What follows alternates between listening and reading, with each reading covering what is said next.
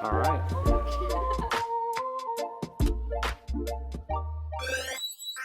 Welcome to UTV. I'm Jonathan Rice. And I'm Ryan Cicelli. Welcome back. How you been, John? I've been doing pretty good. Yeah. I had a few classes today. I had Spanish and then my STEM education class. So I'm feeling super educated today. Oh yeah, I think Ryan? I've taken that class. Oh, the STEM education class? Yeah. Oh, really? How'd you like it? It was fun. Yeah, Okay. It was interesting. It was not. I for some reason thought it was going to be different because I think I only read just the title and I was like, oh, that sounds cool, and it fit like a block. Okay, and gotcha. then it wasn't that, but it was still fun. It was still a cool class. No, yeah, yeah, you liking definitely. it so far? I like it so far. It's a lot less, I guess, in-depth STEM than I thought it was going to be. Yeah. But, I feel like I'm learning a lot. Learning how to, teach people. Being a teacher isn't necessarily, wasn't necessarily one of my passions before, but it's starting to, be something I'm kind of considering now. So really enjoying that class, definitely. Yeah, that's awesome. Yeah, for sure, yeah. All right, well, we got some stories to hop into today. Thanks for tuning in with us. We'll see you soon.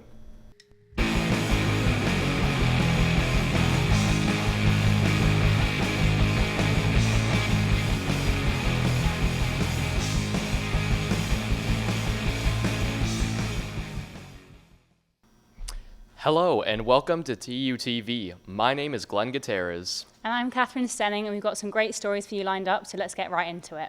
The National Hurricane Center announced Sunday morning that more than 1.4 million customers in Puerto Rico are without power as a result of the electrical system being out, according to authorities. As of Sunday morning, the Hurricane Center was expected to, quote, move near or over Puerto Rico this afternoon or evening, end quote, before moving near the northern coast of the Dominican Republic Sunday night and Monday, the National Hurricane Center said. Hurricane Fiona is expected to move near or to the east of Turks and Caicos on Tuesday. The Omicron-targeted COVID-19 booster shot has arrived at pharmacies across the country. Health experts such as Dr. Paul Offit, director of Vaccine Education Center at Children's Hospital of Philadelphia, says the side effects should not differ too much from the initial vaccines, even though there are essentially two vaccines in one shot. To ease the worries of citizens, the American Medical Association has stated on their website and said that the effects such as fatigue, fever, chills, nausea, muscle aches were the side effects that were most commonly in their clientele trials. In an interview conducted by Matthew Bodnar from NBC News, accounts have been recorded that allude to the idea that Prime Minister of Russia, Vladimir Putin, is being criticized by some of his biggest supporters. In the interview, Pavel Filatyev, a Russian soldier who has published a memoir of the first 2 months of the war, said that, quote, Russian society, just as the Russian army, is decaying and falling apart because of corruption, end quote. So the Russian army often is not acting carefully, they're acting unprofessionally, and a lot of mistakes are being made. Everyone steals as much as they can at each and every level, Filatyev said, when asked about the reason for equipment shortages. Quote, on paper, everything is amazing. Our soldiers should be well fed, happy. But in practice, somewhere along the line, the extra food was stolen and sold. Same with boots and even bulletproof vests, end quote. On the 19th of August, the Food and Drug Administration approved Axum Therapeutics Auvelity for the treatment for major depressive disorder in adults. Auvelity is the first orally administered product with a novel mechanic of action to enter the MDD market in more than 60 years. Auvelity's rapid onset of action will provide a major breakthrough to MDD market, which there exists a significant unmet need for pharmacotherapists that can demonstrate rapid antidepressant effects. Although Axum has not yet announced a price, Global Data anticipates it will be a comparatively more expensive product compared to cheap generic SSRIs, which are very well established on the MDD market. On September 7th, Shiva Raj Bandari, an 18-year-old from Idaho, beat out his opponent Steve Schmidt, 47, for a seat on his local school board. Raj Bandari said in an interview with HuffPost that, quote, "I was just really humbled to be surrounded by all the people who had gotten me to this point," end quote. Raj Bandari, a senior at Boys High School, had been elected to the Boys School Board District Board with trustees with 56% of the vote. Raj Bandari ended his interview with this message saying, quote, "My message to trustees around the country is don't back down. Don't back down in your support of your teachers and your support of your students and in support of your schools. The people who are spewing this hate are in the minority. Be unrelating and your defense of your schools and stand up for what you know is right," end quote. So unrelated to the stories we've just spoken about, but I have to bring it up. Did you watch the Queen's funeral yesterday? Sorry, no, I did not. What about yourself? We had practice in the morning, so sadly I couldn't watch it all. But apparently, according to initial statistics, 4.1 billion people tuned in to watch it, which is about half of the world's population. So that's pretty insane, and I love that there's love for Queenie, but very sad. But no, I was rowing, and we had the video put up above us whilst we were rowing at 6 a.m. in the morning. But yeah, no, I think it's a very important thing and part of history that everyone's witnessing. Oh yeah, what a great turnout. Well, that's all for this week, folks, and I'll see you next time. Thanks for watching.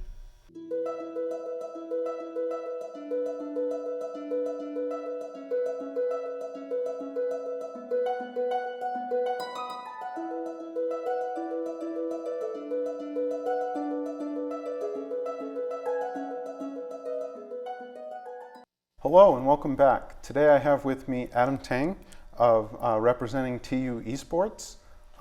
So Adam, how are you today? I'm doing all right, man. How about you? I'm doing well, thank you. So what is TU eSports? Can you tell me a little bit about it? So TU eSports is both a varsity and recreational program for anybody that's interested in video games. So on the varsity side, it's supported by the University of Tulsa, so these students actually get paid money by the university to play for them and compete against other universities across the nation. The recreational side is for people who really don't want to reach the level of a professional or maybe a little bit more competitive and just want to play with friends casually. Okay. So we make sure that everybody kind of has a place.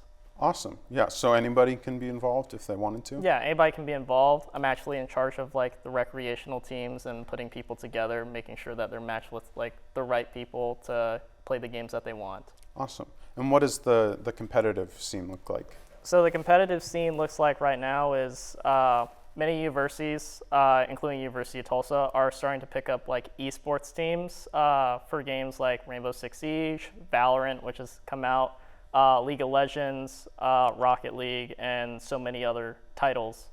And these universities are investing quite a bit of money into it, actually, investing thousands of dollars, sometimes even full-time scholarships just for these students to get to compete against other people because it brings in such a large market of students since most everybody plays games. Yeah. So what would bring all that attention to it? Is there prize money involved with most of these matches? Yeah, there's quite a bit of prize money involved, actually. Even game development companies are investing into college-level esports, so that way they gain an interest for their own game, but they're also able to advertise to these universities to get scholarships. Riot Games, which makes Valorant and League of Legends, is actually hosting a LAN event or an in-person tournament towards the end of the year for the top teams that end up making it past the playoffs, and there you can win up to $10,000 or even scholarships that are provided by them. Wow. So what competitive teams does TU have? So currently we have 3 varsity level esports teams, which are the Valorant team, the Rocket League team, and the Overwatch team. In previous years, we've had teams like Counter-Strike Global Offensive, or more people know it as CSGO, and Rainbow Six Siege, which was our best team yet, winning 2 leagues back-to-back and getting about $2,000 in prizing. That's awesome. And I know that you were a part of that Rainbow Six team, right? Yeah, I was the captain for 2 years, and the very first year, my brother was in charge, so I kind of took on the legacy. Yeah, that's awesome. So what got you into esports and especially like Rainbow Six, and what kind of led you down this path? So my freshman year, I didn't want to overburden myself with classes, so I didn't just take easy classes. I tried to take something somewhat challenging but save some time for myself. And the opportunity presented itself that TU was trying to form eSports teams, and my brother and I at the time thought, hey, let's try to make a team for Rainbow Six Siege, because we saw how competitive it was, the amount of teamwork, communication needed to be a good team. Just being able to find people to play the same game as me was what initially led me. But eventually down the line, as you meet these people and all of you guys are improving together, learning each other, how you play, how you talk, you end up being a solid bond, and you start wanting to get a lot better and prove yourself to everybody else. Yeah, that's awesome. So what does it take for people to play competitively if they wanted to try and get into that? Me personally, playing with the mindset of always wanting to improve is the biggest part. A lot of people, when they play like any type of game, they'll either blame something on luck or they'll blame other people for a mistake that's maybe not their fault or that is entirely their fault. And just playing with the mindset that I have to improve or that something is under my control is the best way to try to get competitive at any game. Yeah. So where can people like watch you guys play? Is there a place where they can do that? Yeah, people can watch us at Twitch TV/U Tulsa eSports. Okay. Live streams have been a little bit quiet lately, but with the new semester, we're looking to pick up some production team members to run stream operations, graphics, or even cast. So if you want to cast a live game, you can. Yeah, that's awesome. Thank you so much to Adam for joining us, and that's all we have. We'll see you next time.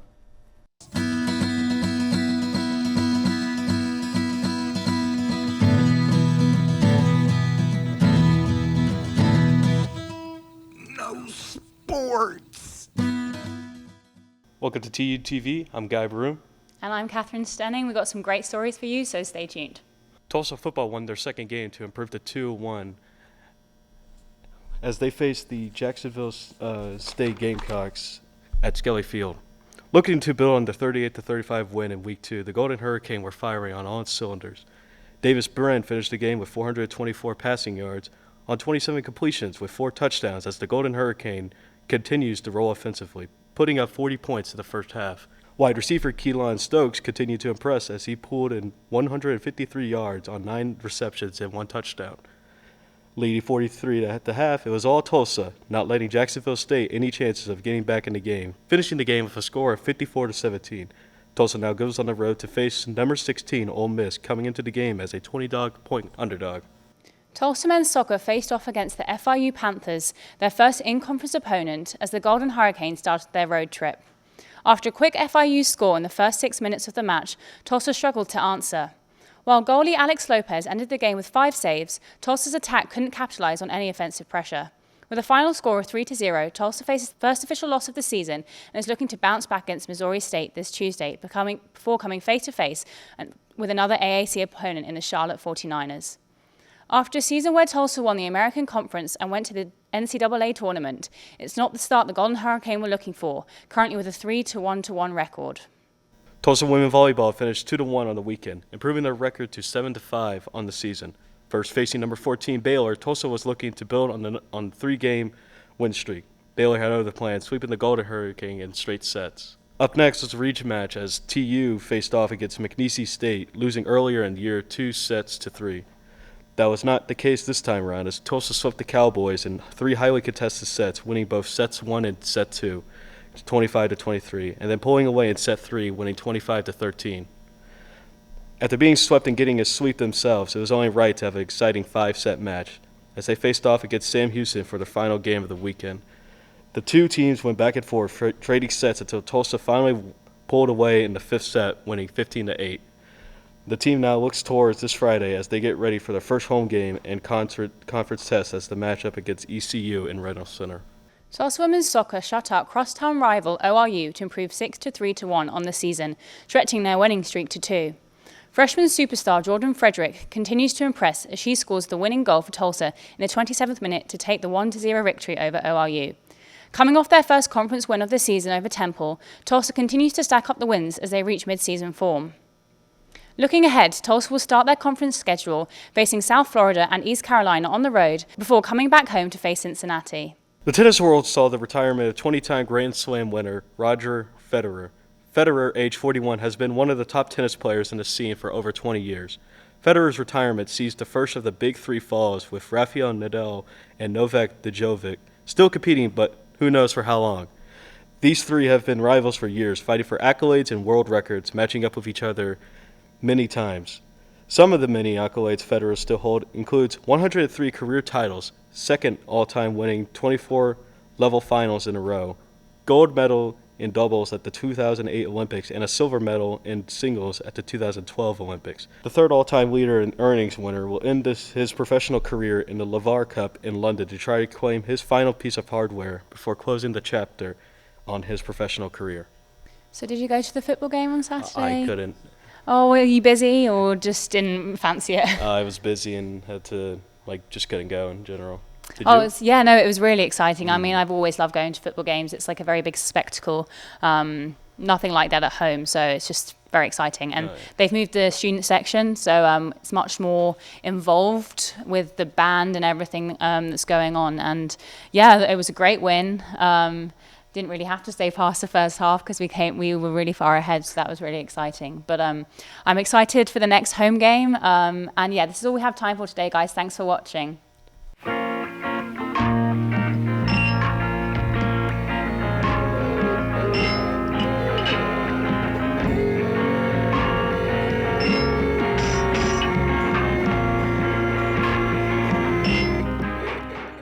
Hello and welcome to Entertainment. I'm David Stump. And I'm Christopher DePalma. We have some exciting stories this week, so let's get right into them. New and familiar shows took home prestigious awards in the 2022 Emmys. HBO's Succession took the coveted prize for Outstanding Drama Series, beating out big-name competitors including Stranger Things and Squid Game.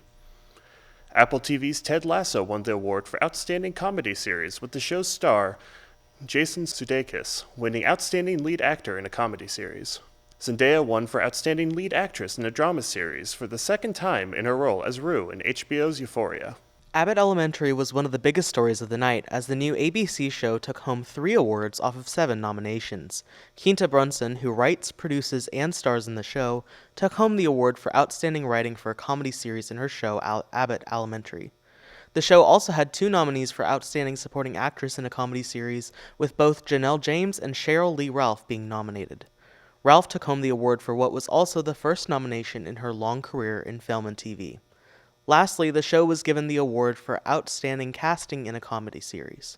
Abbott Elementary's Emmy wins come just in time for Season 2 of the show to premiere tomorrow on ABC.